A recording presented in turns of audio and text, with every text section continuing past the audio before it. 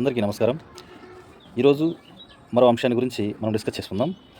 అదేమిటంటే ఆధునిక కాలంలో శారీరక శ్రమను ఉపయోగించి ఆడే ఆటలు మరచిపోయి యువత ఏం చేస్తున్నారంటే అందరూ మొబైల్‌లోనూ, ట్యాబ్స్‌లోనూ అనేక రకాలైన ఆటలు ఆడుతూ ఉండడం మనం గమనించవచ్చు. ఇది జరుగుతా ఉంది ప్రస్తుతం. శారీరక శ్రమను ధారపోసి తద్వారా ఆరోగ్యాన్ని కొని తెచ్చుకునే ఆటలు కాకుండా శారీరక శ్రమను ఏమాత్రం ఉపయోగించకుండా కేవలం వారి యొక్క మస్తిష్కాన్ని మాత్రమే ఉపయోగించి తద్వారా శారీరక సమస్యలను కొని తెచ్చుకునే ఆటలు ఈరోజు ఆడుతూ ఉన్నారు యువత. మరి సాధారణంగా ఒక 100, 50 సంవత్సరాల కిందట పిల్లలు ఏం చేసేవాళ్ళంటే పిల్లలైతే కర్ర బిల్ల, 4 రాళ్ళాట, ఉప్పాట, డివెండర్ లాంటి ఆటలు ఆడుతుండేవాళ్ళు. మరి యువకులైతే కబడ్డీ లాంటి శ్రమతో కూడిన ఆటలు ఆడేవాళ్ళు. మరి కర్ర బిల్ల అంటే దాన్ని జిల్లా కోడి అని కూడా అంటారు.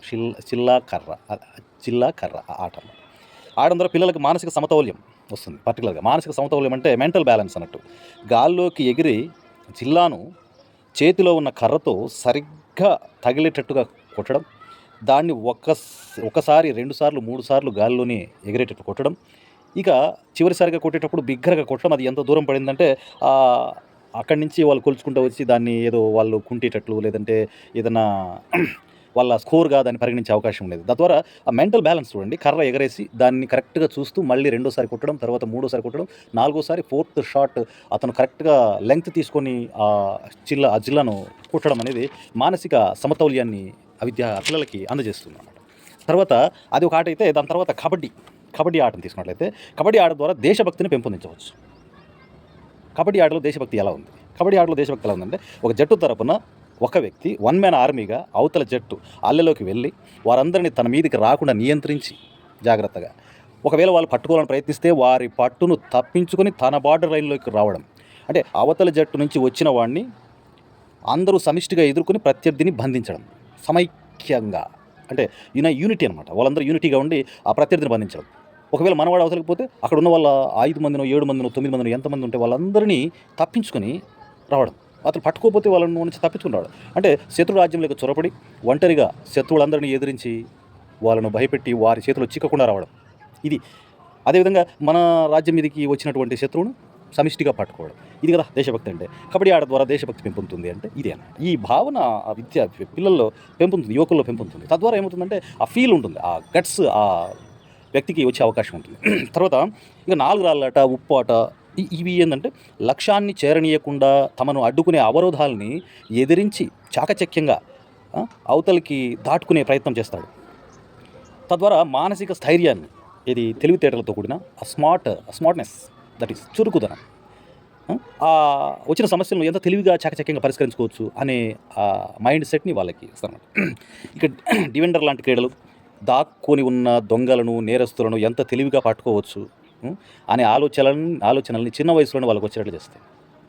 తద్వారా అలాంటి క్రీడలన్నీ వాటన్నిటికీ పెద్ద మీనింగ్ ఉంటుంది. పెరిగి పెద్దయిన తర్వాత వాళ్ళలో ఆ విధమైన భావజాలం రావడం వల్ల అదే ఇంట్రెస్ట్ వాడికి కలిగి అదే ఫీల్డ్లో తాను ఎంటర్ కావడానికి ఆసక్తి కనపరుస్తాడు. అది దానికి సంబంధించి ఇక ఇప్పుడున్న అటువంటి ఆసక్తికరమైన ఆటలు ఏంటంటే మొబైల్ గేమ్స్. వాటికి సంబంధించి ఒక చిన్న పద్యాన్ని నేను రాసుకోవడం జరిగింది. అది అంతర్జాల క్రీడలాసక్తి రేపంగా తమను తామే మరచి ఆడు యువత, ఆడయాడ తమదు మది ముద్దు బారయ, మదిన నిల్పు గురుని మంచి మాట. అంటే అంతర్జాలం అంటే ఇంటర్నెట్ అనమాట. ఇంటర్నెట్లో ద్వారా వివిధ రకాల గేమ్స్ డౌన్లోడ్ చేసుకొని తద్వారా ఆటలను ఆడుకుంటూ ఉండడం వల్ల వాళ్ళు తమను తామే మరచి ఆటలు ఆడుతూ ఉంటారు. తద్వారా ఏమవుతుందంటే మనసు మొద్దుబారిపోయి అతని మనసు చురుగ్గా ఉండకుండా డల్ స్టేటస్లోకి వెళ్ళిపోతుంది అని చెప్పడం దీని పరమార్థం. అంటే ఈరోజు మొబైల్లో ఆడుకునే ఆటలు ఏం ప్రేరేపిస్తున్నాయండి? హింసను ప్రేరేపిస్తున్నాయి. ఎంత ఎక్కువ మంది బ్రూటల్గా గన్తో కాల్చి చంపితే అంత స్కోర్ అంట. అదొక గేమ్, చంపడం. మరికొన్ని ఆటలైతే యువకుల ప్రాణాలతోనూ వారి మనస్సులు మొద్దుబారేటట్లు చేసి వారి సృజనాత్మకత సామర్థ్యాలను అంతం చేసి ఊహాజనిత సామర్థ్యాలను నాశనం చేసి వాటన్నిటికీ సమాధి కట్టే విధంగా ఈ ఆటలన్నీ ఉన్నాయి. ఊహాజనిత సామర్థ్యం, సృజనాత్మక సామర్థ్యం, వారిలో శారీరక సామర్థ్యం, తర్వాత మైండ్ బ్లర్గా తయారైపోవడం, డల్గా మారిపోవడం, హింసాత్మక వైఖరిని పెంపొందిస్తున్నాయి ఈ ఆటలన్నీ కూడా. హింసాత్మక వైఖరి ఈ ఆన్లైన్ గేమింగ్ ద్వారా డబ్బులు సంపాదించాలనే యువతలో వస్తుంది ఈరోజు. అంటే యువతలో కష్టపడే సామర్థ్యాన్ని అంతం చేస్తున్నాయి. ఇలా ఇలా వస్తే బాగుంటుంది కదా, ట్రై చేద్దాం అన్నట్లుగా ఉంది యువత పరిస్థితి. పోనీ అవి ఆడడం ద్వారా అయినా సరే సంపాదించుకోగలుగుతున్నారా అంటే, మొదట్లో మనకు ఆసక్తి రేపడం కోసం 1, 2 ఆటల్ని మనం గెలిచేటట్టు చేస్తారు వాళ్ళు. ఇది ఆన్‌లైన్ గేమింగ్ ద్వారా. 1, 2 ఆటలను మనం గెలిచేటట్టు చేస్తారు. మనకు డబ్బులొచ్చే విధంగా గూడా మన అకౌంట్‌లో పడేటట్టు చేస్తారు. ఆ తర్వాత మనకు కాస్త ఆశ పెరిగిన తర్వాత, ఒక్క గేమ్ కూడా మనల్ని గెలవనివ్వకుండా చేస్తారు.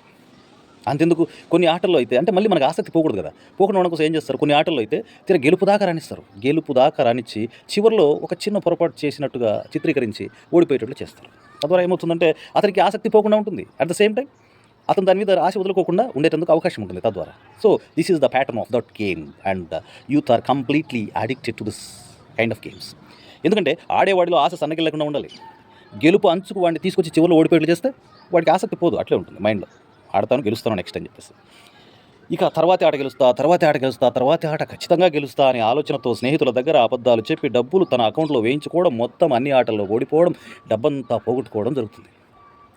ఇంకా బలహీనమైన మనసున్నవాడైతే అంతటితో ఆగకుండా మరుసటి రోజు కూడా ఇదే ప్రయత్నం చేస్తాడు. ఇక ఆ ప్రయత్నాలు చేస్తూ అందరి దగ్గర అప్పులు చేసి చేసి చేసి చేసి చేసి చివరకు ఇక విసిగి వేసారి తాను బ్రతకడం అనవసరమని చెప్పేసి ఆత్మహత్యా ప్రయత్నాలు కూడా చేసిన వాళ్ళు ఉన్నారు. మరి ఈ విధంగా మనుషుల ప్రాణాలను హరిస్తూ, మనుషుల్లో హింసాత్మక ప్రేరణ కలిగిస్తూ, సృజనాత్మక సామర్థ్యాలను హరిస్తూ, ఊహాజనిత సామర్థ్యాన్ని సమాధి చేస్తూ, మనల్ని ఈ విధమైన అధపాతాళానికి తీసుకుని వెళ్ళే ఈ ఆన్‌లైన్ గేమింగ్ విధానానికి మెల్లమెల్లగా స్వస్తి పలకడం మంచిది. మరి ఈ వీడియో మిమ్మల్ని ఆలోచింపజేసిందని ఆశిస్తూ ధన్యవాదాలు అందరూ వాచ్ చేసినందుకు.